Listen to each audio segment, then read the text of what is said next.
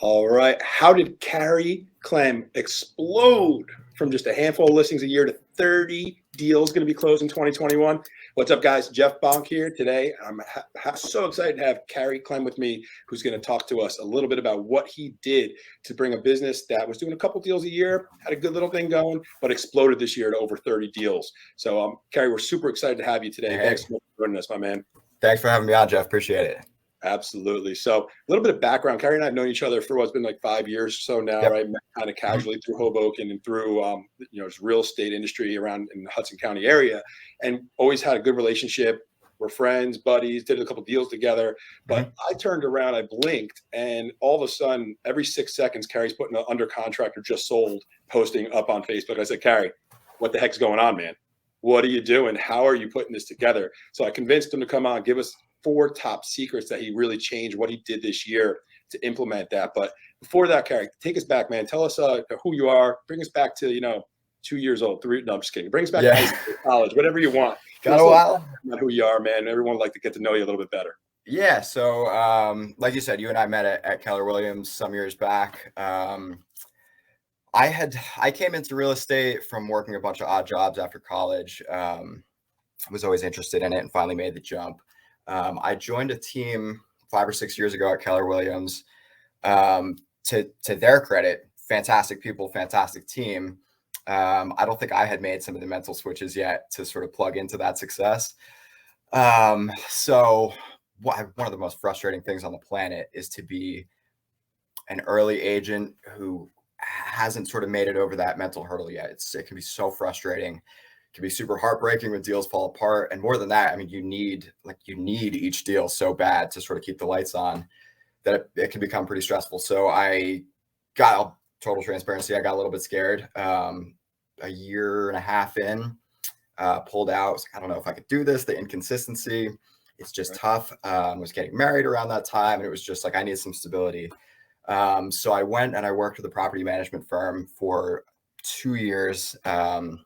Last year during the pandemic, good a time as ever to go back out on your own and experiment with a 100% commission situation. Yep. But I'm really happy that I did. So I re-teamed up with Jamie Mooring, who was one of the first people that I ever met at Keller Williams. He and I had connected really well back then, and he had always sort of been a friend and a mentor. And he pulled me back into the whole EXP world, and the rest is history a little bit. That's awesome, man. I mean, the industry has a 94% fail out rate for a reason, right? It's not easy. Understandably, It's not easy to get up. It's not easy to get up and running. You got to have financial runway. You have to have grit, determination. And one thing that we rarely see, though, more than 94% fail out is probably a 99.9 not get it back in and give it a second shot. So credit to you, man, that I don't know. I can't really name anyone else who said, given this shot, this was tough. I'm going to go someplace. I'm coming back at it because what I want to do. So, and thank God you did, right? Because you hit the ground running hard the second foray back in. So that's awesome. Appreciate it. All right, everyone's waiting. What are the 4 things that changed this time that weren't, internally, externally, the whole thing? Give us the secret sauce that really turned this time into, doing more than 2 deals a month in your first year full back in the driver's seat in real estate. Yeah. So like I said before, it's not this concept of it's thrown around every day, but the concept of you sort of become the 5 people that you surround yourself with, you sort of balance in there. When I was at Keller Williams, maybe 5 years ago, I was surrounded by great people, but I wasn't ready for that. My mindset back then was, let me go deep internal, like block out all the noise, just figure this out for myself, sort of push through it. And that's not a smart thing to do at all. It's really not a smart thing to be like, hey, I'm the one who's going to figure it all out by myself. Clearly it didn't work. So the difference this time around was, surround myself with people who are, worlds ahead of me. I talk to Jamie all the time. I talk to you, Brett, all the guys on Brett's team, these people that I look up to who are, X years ahead of me, and actually listen this time, actually, invite that information in rather than trying to figure it all out on my own. And it's night and day. That's huge, man. It is big. I think it's important point that you made there. It's not just who you surround yourself with; it's who you surround yourself with and actually are willing to absorb from. You can be in the room and be like, I'm smarter than all these people who have done more than me or been doing this longer or whatever, and I'm smarter than them. That doesn't help being around them. If you're Huge around them mistake. with an open mindset, like it's just unbelievable what can come in and how you can then grow yourself. It's another kind of cliche, right? It's not how do I do more? How do I become the person who does that, right? Like, so that's what you're doing by being around people who are doing more. You're just being sucked up by attrition as long as you open your mind to it and start 100%. And I think it's getting around, you say like, oh, 30 deals in a year. It's getting around people who aren't necessarily impressed by that, right? It's getting around people say, yeah, of course you're going to do 30 deals this year. Why would you not? And, it's if you sort of live in a pool down here where you're surrounded by people who are doing 5 or 10, you're going to do 5 or 10. If you're surrounded by people who are doing 30, you're going to do 30. So what, note to self, it's always growing and meeting new people who are doing more and more. So you can sort of grow into that. That's the truth. And it's not being intimidated by it at the onset either.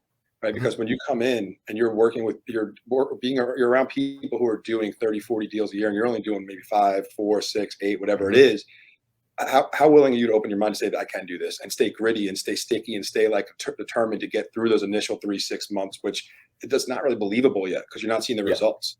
You're around the people, you're doing the activity, but like, where's the results? And then being able to get through that. So it's a super. I think you and I spoke a week or so ago.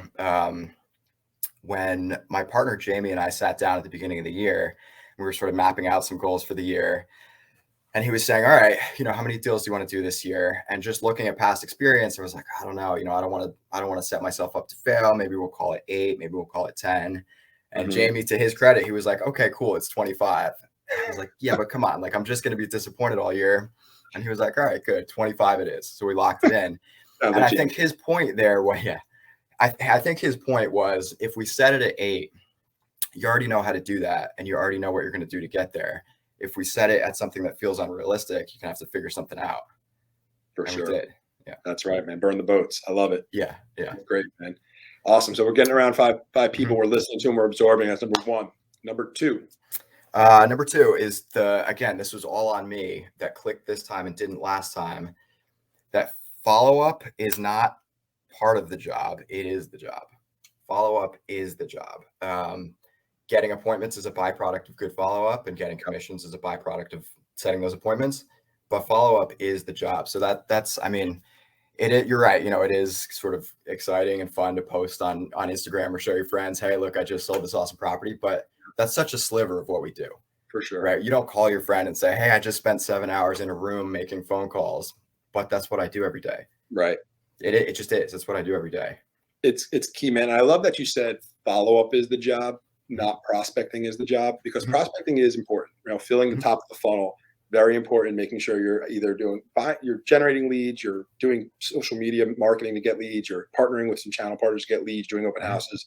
That's all good and well. Not one lead has ever paid a bill through commissions to an agent. Not one lead. A converted lead did. A person that was nurtured, there was value shown to that lead over 2 months, 6 months, a year. That's what just makes it really exciting for me. I can't wait to see what you do next year, because a lot of your follow-up doesn't come to fruition for 6, 12, 18 months. So you're just getting the ones that are earlier in the funnel, in the timeline right now. You're doing that much follow-up and you're staying that consistent. You're going to double next year without even changing what you're doing, just by doing the same thing and letting the snowball continue to grow. So follow-up is key, being just obsessed with it. Completely obsessed with follow-up, man. I talk with Jamie all the time. We really just treat it like showing up for work. Like, it's just not a negotiable. Like, these are the follow-up hours. What I'm doing during those hours is follow-up. It's my job. So what does that look like? Go a little deeper on that, if you don't mind. Like, what does a follow-up session look like for you? What is that? You hear agents talk about it all the time. My CRM is home base. We use Salesforce for whatever it's worth. Property base in Salesforce. That's home base. So I have it set up so that every day it just gives me my to-do list for the whole day.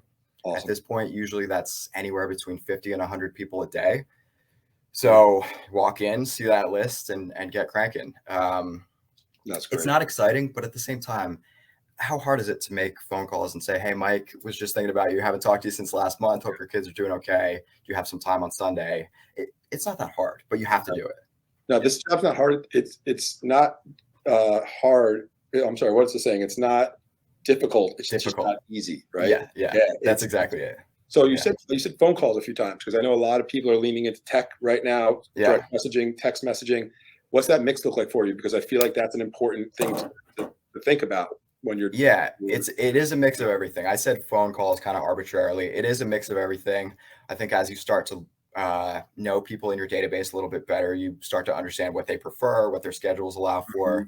One little hack I'll throw out there in case it's helpful to anybody: doing the voice and audio message, I found to be the most responsive. People respond to it most, for what I'm not entirely sure why, but what I like about it is it gives you you get back to me when you want to and can, but also here's my voice and it sounds conversational. So it's the best of both worlds between a phone call and a text. Get back to me in 2 hours, but hey, here's me talking to you. I really like that. You need a piece of paper to write that down, because there's the times.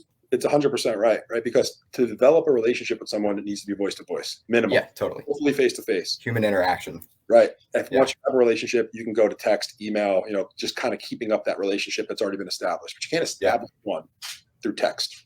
Yeah. But this little hack you just gave us, you're putting your voice in front of them, creating a more warm, inviting conversation, but they can do it on their own time. Not reaching into your workday and saying, hey, talk to me right now, no matter what you're doing. I think it's a great, especially maybe a follow-up on a call that they don't pick up, rather than that voicemail, which is kind of like, I get to it 2 days later.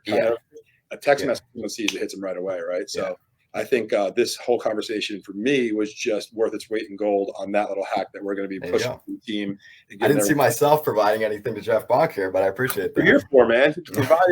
You're the star today. So awesome, man. That's a huge takeaway. Thank you for that. We'll definitely implement that. So, all right. So follow up. First one was surround yourself. Second one, follow up is the job. Yeah. Third, I touched on a little bit, but it's worth going back to that. The idea of setting a goal bigger than you think is achievable is a must, because I think if you set a goal where your brain can already map out, okay, these are the steps to get there, you're not growing, right? You're just doing what you already know how to do, and you're thinking with the tools that you already have. You need to force yourself to bring in new tools to grow. And I think that's why Jamie pushed so hard on me at the beginning of the year and saying, no way, we're setting an 8 or 10 deal goal. It's the only way to grow, I think. It's about getting out of your comfort zone. Yeah. Right? Saw someone posted something. They were on a t-shirt this morning on Facebook or Instagram and said, get comfortable with the uncomfortable. Like 100%. You have to. And it has to be, goal setting and your daily activities and everything you do. You're spot on that if you're comfortable with that goal, your brain's not going to expand and get to where it needs to be able to grow. You need to give yourself that head start. And where was I listening? I listened to something the other day that it was like, when you do this, you might get a headache. Oh, it's like I'm a weirdo, right? Like I do intermittent fasting, and then I did like a 38-hour fast, all that stuff. And just combats all the beer and food I eat, that stuff. But the person said, like, when you start fasting, you're going to get a headache. And if you know you're going to get a headache, you can say, oh, I was supposed to get a headache, and now it's going to be over. No problem. 100%. So when you set a stretch goal, if you can know it's going to be uncomfortable, it's uncomfortable. This feels awkward. This feels sloppy, but it's supposed to. Yes. Now you're comfortable. Now you can go through it without being worried about, am I doing something wrong? Why do I have this headache? Why do I feel so bad? 100%. That's what you're supposed to when you do that. So I remember one of the first things when I first started at Keller Williams, Dave DeVoe came in and did a speech for everybody. And one of the things that he said is that he maps out in each of his quarters for the year. He plugs those failures into each quarter. Like I expect that whatever it is, and I expect that 3 deals a quarter are going to fall apart. That's part of my plan, so that when they do, inevitably, some always do, it's not just like this earth-shattering heartbreak, like, oh my God, something fell apart. You're just like, okay, this is where I'm at in my year. Something was supposed to fall apart. Yeah. That's awesome, man. And that goes back to like that first point, right? Being around the people who've done it before, being around the people who could tell you like, hey, when you grow, when you stretch, when you try to do more, you're going to get smacked in the stomach a few times and you're going to feel that gut punch. Know it's coming. And now when it comes, oh, cool, move right through it, right? So that ties together beautifully. I love that kind of concept there, and that mentality is awesome. Yeah. Very cool. All right, brother. 3 for 3. We're dynamite. Number 4. And this one, it's tough to do at the beginning when you're super hungry and need each deal. And it does get a little bit easier as you start to get business growing, but putting that client interest ahead of anything else, not only is it better for them, it's way better for you too. If you really come at every single deal with, there have been times this year where I've had a buyer, you know, ready to make an offer on a space, and I'm telling them, hey, listen, these are the comps. I don't think you need to be coming in there, or I don't necessarily think the value is there. Let's try lower, or let's hold back. Yep. Whereas a, you know, a brand new agent who's starving for deals would just say, yes, do it, write it. Right. But it pays dividends because people bring referrals back. The trust is through the roof. And I think sometimes if you lose trust early in a deal, it may never come back. And doing the right thing by that person pays off for everybody without question. You're 100% right. And it goes back to, just because your follow-up so strong, I'm excited to see what next year looks like for you, because this is the way that you're running your business, and the way you're treating all your clients and talking to your clients is showing them that you value their interest more than yourself, and telling them to reduce their offer. They don't need to go doing the stuff that's obvious for them.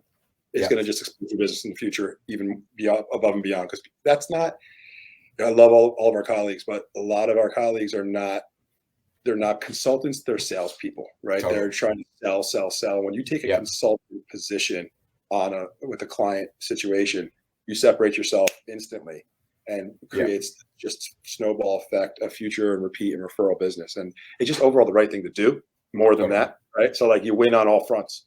The client wins, you win. It's the right thing to do. The friggin' karma of the universe wins, like, right? Like everybody does well there. Yeah. So that's just an amazing. But what's funny about it is that it really does come back and pay you better also.